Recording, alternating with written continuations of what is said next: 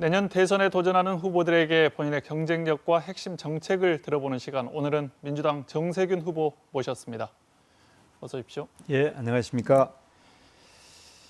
지지율 얘기부터 여쭙겠습니다. 이광재, 양승조 후보 지지까지 얻으셨는데 지지율이 좀처럼 오르지 않는 것 같아요. 이유 뭘로 보십니까?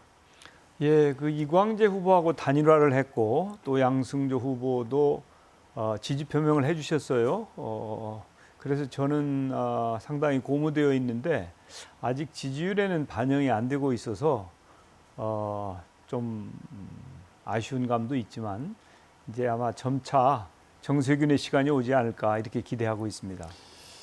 네, 조금 전에 민주당이 오늘 경선 연기 결정을 했어요. 시간을 좀 버신 것 같은데 본선 반등 전략, 지지율 반등 전략 있으면 이야기 좀 해주십시오.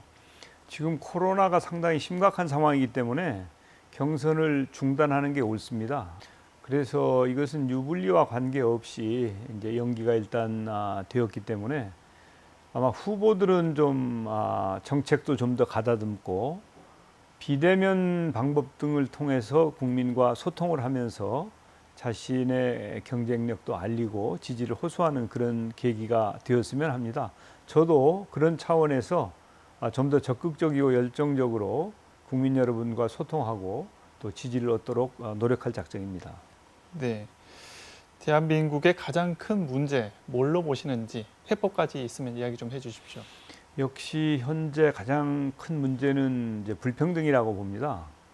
양극화가 너무 심하죠. 그래서 소득도 불평등하고 자산 불평등 이런 불평등이 해소되어야 그래야 우리 청년들이 미래의 꿈과 희망을 가질 수가 있겠죠.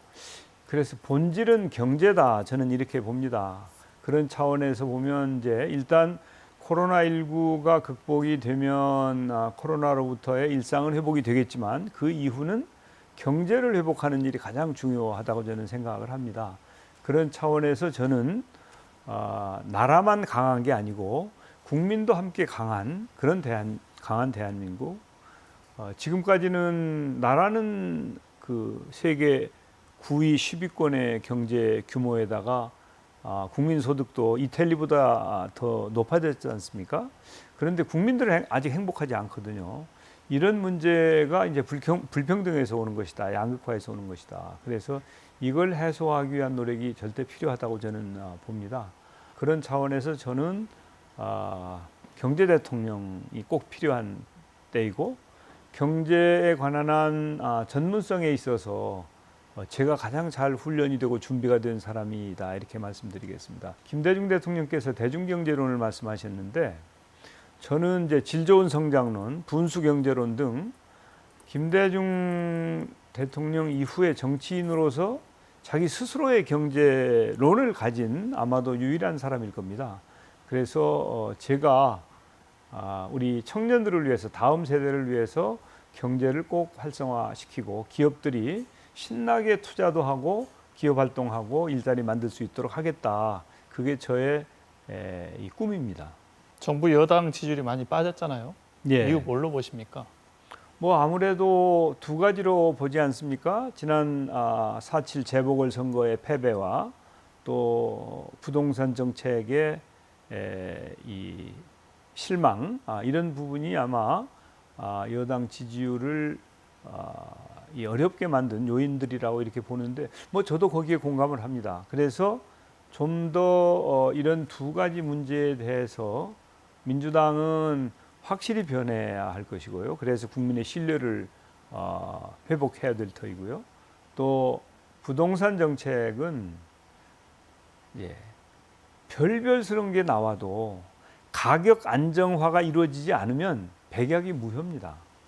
그래서 부동산 가격 안정화가 이루어질 수 있도록 정부 여당은 확실한 정책을 가지고 나가야 되는데 그게 이제 제가 얘기하는 시장을 중시하고 시장을 존중하는 노력이 없으면 부동산 문제 해결 안 된다. 그리고 그것은 두고두고 정부 여당에게 부담이 될 것이다.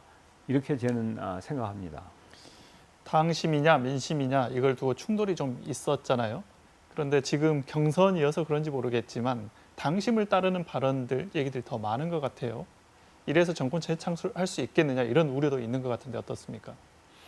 예, 뭐 사실은 당심하고 민심하고 다른 것 같지만 또 그렇게 크게 다르지도 않습니다. 저는 우리 민주당의 입장에서 보면 본선 경쟁력이 있는 후보가 좋은 후보라고 생각을 합니다. 그래서 이제 인기가 있고 또 열광하는 그런 후보는 당장은 좋지만 만약에 그런 후보가 본선에서 중도층으로부터 지지를 받을 수 없다면 그것은 다시 생각해야 되는 거 아니냐. 그래서 지금까지 개혁적이고 확실하게 민주당 노선을 지켜온 제가 본선 경쟁력이 확실하게 있는 후보다 그런 확신을 가지고 있어서 우리 광주 전남 시도민 여러분들께서 좀 관심과 성원을 보여주십시오 이렇게 당부드리고 싶습니다. 최근에 그 적통론 발언을 두고 이게 논란이 좀 있었잖아요. 예. 갈라치기다 이런 비판도 있었던 것 같은데 어떠신가요? 그 정통성에 대해서 생각하는 게 옳죠. 이제 아무나 데려다가 내보내도 된다고 하는 발상은 사실은 이제 도저히 당내에 경쟁할 만한 사람이 없을 때 하는 이야기지 정통성 있는 후보를 내보내는 것은 너무 당연한 거 아니에요? 그래서 당의 정강 정책이나 당의 노선이나 또 역사와 부합하는 후보를 선택하는 것은 너무 당연한 일이죠. 그 결국에는 본선 승리가 중요하지 않습니까? 예. 왜 정세균 여야 되는지 한 말씀 부탁. 예, 경제를 당장 회복시키는 것은 물론이고 4차 산업혁명 시대에 대한민국의 국가 경쟁력을 제대로 만들어갈 수 있는 그런 전문성이 절대 필요하다고 보고 있고요. 또 두 번째는 통합의 리더십입니다. 지금 이렇게 그 국민들이 갈라지고 또 서로 갈등하고 하는 정치 이거 끝내야 된다고 저는 생각합니다. 또 하나 세 번째는 이제 도덕성이 매우 중요하다고 저는 생각을 합니다. 이 도덕성이 있어야 이 후보가 되었을 때 검증을 잘 견딜 수 있고 또 그 검증을 제대로 통과해야 본선 경쟁력이 있다고 볼 수 있기 때문에 이렇게 경제 전문성과 통합의 리더십과 도덕성 이런 것들을 갖춘 저 정세균이 당연히 본선 경쟁력이 있는 후보다 이렇게 확신하고 있습니다. 네, 오늘 나와주셔서 감사합니다. 오늘 예. 여기까지 듣겠습니다. 고맙습니다. 감사합니다. 네.